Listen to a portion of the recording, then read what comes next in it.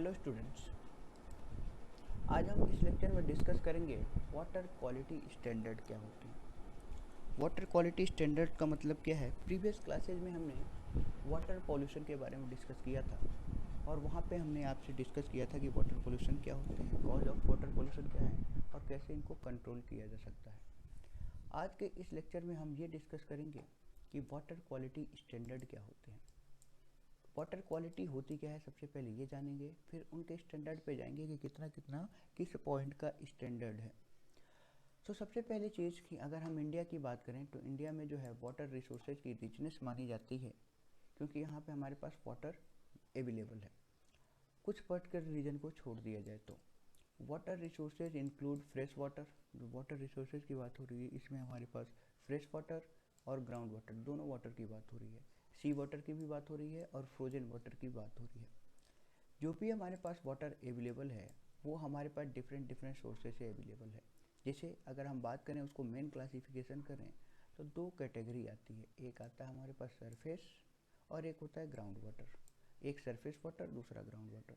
अब surface water में क्या क्या चीज़ें आती हैं, जितने भी हमारे पास लेक्स हैं, रिजर्वायर्स हैं, इनके अलावा इनमें हो सकता है कि लेक्स में कुछ फ्रेश वाटर की लेक हो, कुछ हमारे पास मरीन वाटर हो, तो ये सारे के सारे क्या होते हैं, मोस्टली जो होती हैं लेक्स वो क्या होती हैं, फ्रेश वाटर की लेक होती हैं।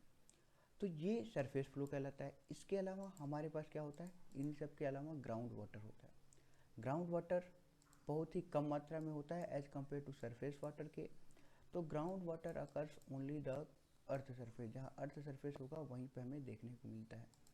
It is located in the space of the soil of rock. तो जहाँ पे रॉक के बीच में हमें स्पेस मिल जाता है वहाँ पे ये लोकेट होते हैं। इन सब के अलावा सी वाटर जो है, सी वाटर हमारे अर्थ में अप्रॉक्सीमेट 97% ऑफ अर्थ वाटर जो होता है उनमें सी वाटर देखने को मिलता है। सी वाटर में क्या मौजूद होता है, सॉल्ट की मात्रा ज़्यादा होती है। इसको सैलाइन वाटर के नाम से भी जाना जाता है। नेक्स्ट पॉइंट हमारे पास आता है फ्रोजन वाटर के रूप में। फ्रोजन वाटर के रूप में मतलब आपने देखा होगा जितने भी ग्लेशियर होते हैं, आइस कैप होते हैं, वहाँ पे लगभग 1.8% ऑफ टोटल अर्थ का बर्फ़ के रूप में अंटार्कटिका और ग्रीनलैंड पे ये फ्रोजन वाटर है। अब बात आती है कि कभी कभी जो हमारी नदियाँ पोल्यूट होती हैं उनके पास एक कैपेसिटी होती है जिसकी वजह से वो नदियाँ का पानी क्या होता है, जितनी भी रिवर्स हैं उनका पानी धीरे धीरे क्या होता है, क्लीन होता जाता है। इसी प्रोसीजर को बोलते हैं self cleaning capacity. Every water body follow the process of self cleaning capacity itself. They are the home of various non pathogenic bacteria. अब नॉन पैथोजेनिक का मतलब है कि नॉन हार्मफुल बैक्टीरिया। तो हर एक वाटर बॉडी में हमारे पास कुछ नॉन हार्मफुल बैक्टीरिया होते हैं which consume the organic waste. जो क्या करते हैं, ऑर्गेनिक वेस्ट को कंज्यूम कर देते हैं, जो क्या होते हैं उस वाटर में प्रेजेंट होते हैं। And digest them with the help of dissolve oxygen. और डिजॉल्व ऑक्सीजन की सहायता से उसको क्या कर देते हैं, डाइजेस्ट कर देते हैं।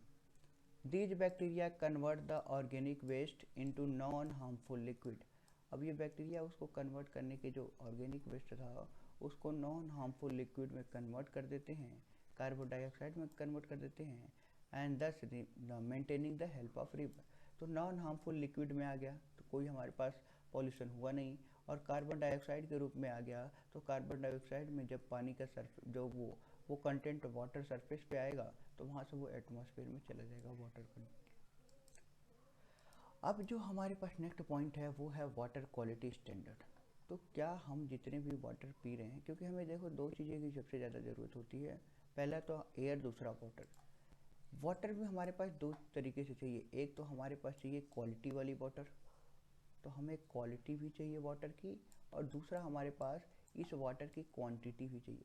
ऐसा नहीं है कि वाटर की सिर्फ हमारे पास तो क्वालिटी रहेगी तो काम चल जाएगा। हमारी जो वाटर की रिक्वायरमेंट होती है वो क्वालिटी वाइज भी होती है और क्वांटिटी वाइज भी।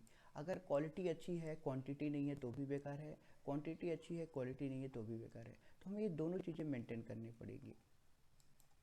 तो वाटर क्वालिटी स्टैंडर्ड का मतलब है कि हम क्या कर रहे हैं, वाटर की क्वालिटी को कंट्रोल कर रहे हैं, उसको चेक कर रहे हैं, और लोगों के लिए एक स्टैंडर्ड बना दिया जाए कि इस वाटर से अगर गंदा पानी है तो आपको नहीं पीना है, अदरवाइज डिफरेंट डिफरेंट टाइप की वाटर बोर्न डिजीज पैदा हो जाएंगी। तो water quality standard define as the goal of water body to by the designated usage setting criteria to protect the those user and establish the provision to the protect water quality from the pollutant। Water quality जो हमारे पास होता है इसमें क्या होते हैं, एक पूरा का पूरा स्टेटमेंट होता है। उस स्टेटमेंट में ये चीज़ें डिस्क्राइब होती हैं कि किस क्वालिटी का वाटर हमें रिक्वायरमेंट है।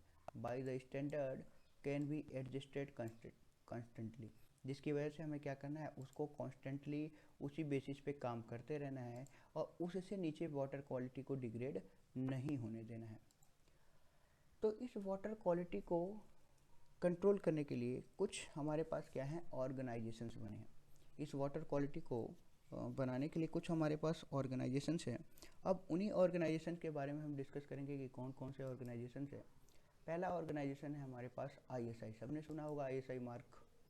आईएसआई का फुल फॉर्म होता है इंडियन स्टैंडर्ड इंस्टीट्यूट, एक आईएसआई है। दूसरा है WHO world health organization. Third है ICMR Indian council of medical research. Fourth है united state public health sciences, जिसको हम USPHS बोलते हैं। फिफ्थ है ministry of work and housing. And sixth है नेशनल ड्रिंकिंग वाटर मैनेजमेंट, जिसको NDWM भी बोला जाता है। तो ये टोटल हमारे पास 6 ऑर्गेनाइजेशंस हैं जिनके थ्रू डिसाइडेशन होता है। अब हम जो यूज़ करेंगे वो WHO का यूज़ करेंगे, ISI का यूज़ करेंगे और NDWM का यूज़ करेंगे कि इंडिया का जो नेशनल ड्रिंकिंग वाटर मैनेजमेंट है इसके हम स्टैंडर्ड यूज़ करेंगे। अब इन्होंने बहुत सारे हर एक क्वांटिटी पे, हर एक पैरामीटर्स पे उनकी अपर और लोअर लिमिट फिक्स कर रखी है। अपर और लोअर लिमिट को किस नाम से जानते हैं, तो जो भी हमारे पास डिजायरेबल लिमिट होती है इसको मिनिमम लिमिट बोलते हैं। परमिजिबल का मतलब है मैक्सिमम लिमिट।